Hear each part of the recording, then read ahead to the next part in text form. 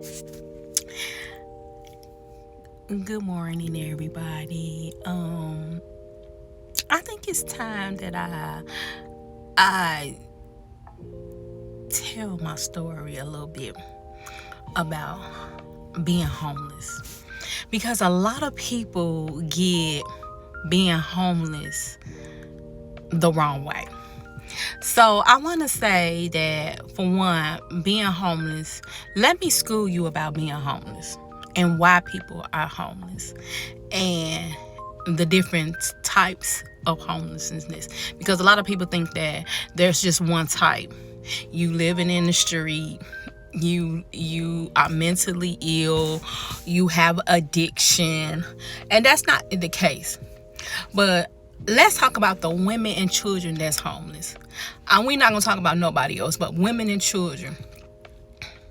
The women that is homeless with children, there is a reason why they homeless. In today's society, and a lot of us can relate to this right now, a lot of us, and we don't have to be homeless to relate to this. Once you lose an income, whether it's a job, your business, your benefits from whatever, once you lose an income, we all know that you still have rent to pay. Once you lose that income,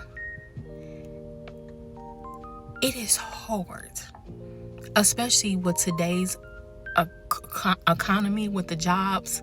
There are so many people being laid off, and there is not enough jobs to fill, and people feel those skills. And when it comes to mother with children, once you late that 1 month, depending on your property management, they have the right. See, this is the thing. With some property management companies, what people don't understand is that these property managers, we all know rent is due on the 1st of the month. Am I correct? You're late after the 5th. On the 10th, they're filing an eviction. By the 10th, if you don't come up, they're going to give you a what they call a 3 to 5 day notice to vacate their property, so they don't have to take you to court.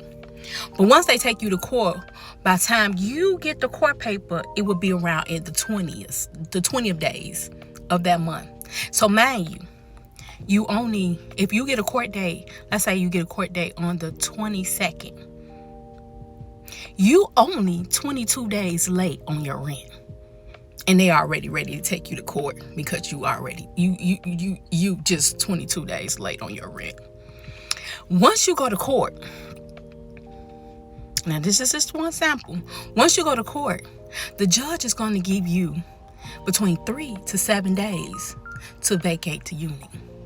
And now you have an eviction. You have a judgment on your credit report. Now your credit report, you have a judgment on your credit report. But then there is a rental credit that people don't know about. That's separate from the 3 credit bureaus that you already know, that you work on to fix your credit. There is a rental credit unit, that bureau, I'm going to say bureau, that checks your rental history.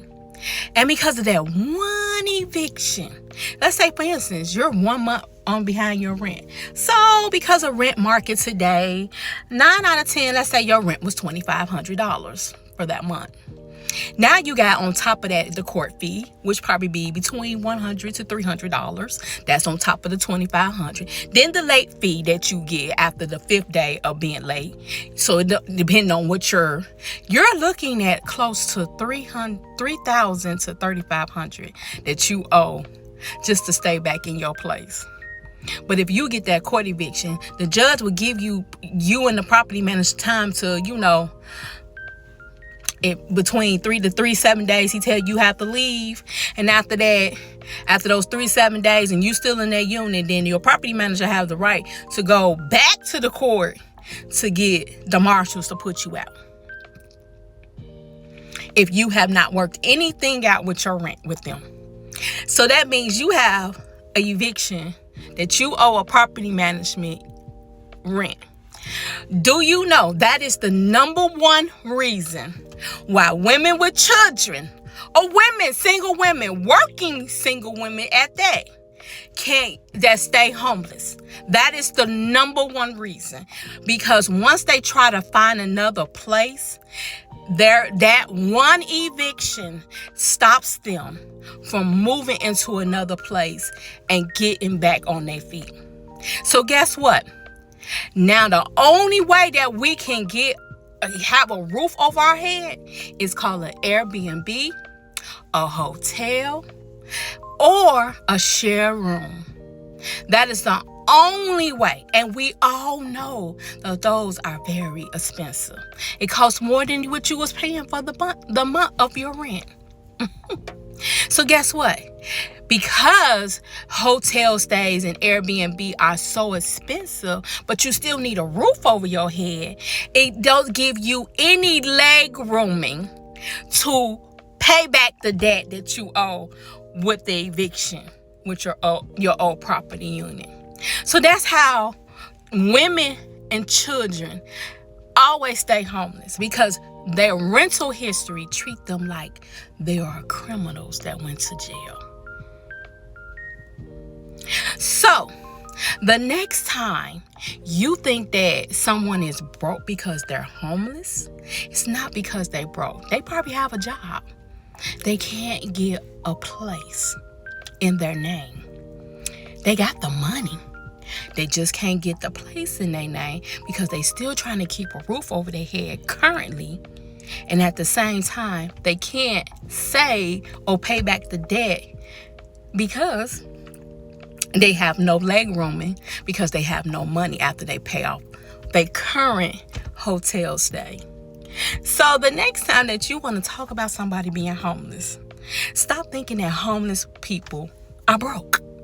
They're not broke. They just can't get a home in their name. That's the difference. Okay? And another thing, stop thinking that all homeless people can't look nice, don't dress nice.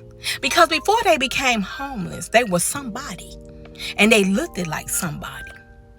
And stop thinking that they all got addictions or they're mentally ill or it's hard for you to believe that they got these many skills. That's not the truth of the matter. Stop thinking it. Because one thing I can always say, when I was growing up in my 20s, and I am now 48 years old, we used to always say, when I was on public aid getting those food stamps, we used to always tell those caseworkers, you only one check away from being homeless. So always remember that anybody can be homeless, especially with today's economy.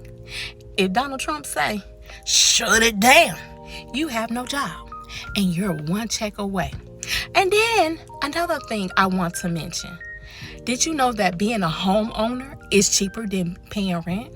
But guess what? They made it so hard for us single women and women with children to get a home. Because you know why? Because remember that eviction that you gave? You might owe that rent, and then that loan you gonna need for that home, they're gonna say, well, you couldn't able to pay that, so why would we give you a $300,000 loan when you can't even pay that? Because you still in a bind. You can't get a home because of the down payment too. They made it so hard for us to be homeowners. That down payment, you need at least $10,000 to $25,000 depending on what type of home you get. So always remember, before you start judging somebody and telling people they broke because they don't have a home, that is not true. Because I know for a fact, if they pull up the wages, people won't be homeless, especially those that have degrees. Food for thought.